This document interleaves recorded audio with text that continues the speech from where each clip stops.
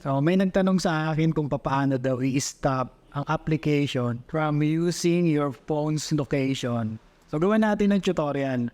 So bakit nga ba natin kailangan i-turn off ang location? Unang-una yung privacy concerns. Ang iba kasing app may request access to your location data kahit hindi naman related to their core functionality. They could potentially collect and misuse your data for advertising, tracking, or other purposes.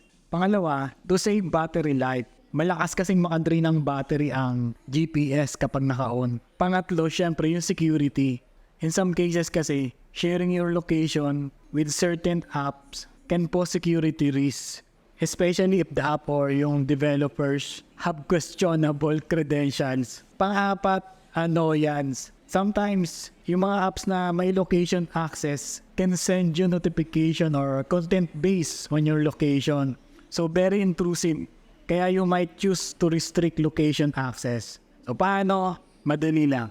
Dalawang punang gamitin natin dito. Ito ay i10 S23 Plus. Para may stop natin yung app from using your phone's location, tap lang natin yung app na gusto natin and hold. May lalabas dyan na application information. Click natin yan. Yung may bilog na eye na yan. Tapos, permission. Makikita natin yung mga allowed dito. Yung camera, microphone, photos. Hanapin natin yung location. Ito, location. So, dapat naka-don't allow yung kanyang location permission. So, ganun din sa ibang application. Dito naman sa isang app natin, Samsung S20 Plus, halimbawa, sa Shopee natin. Tap and hold. Wala ka naman ngayon makikita dito na app info.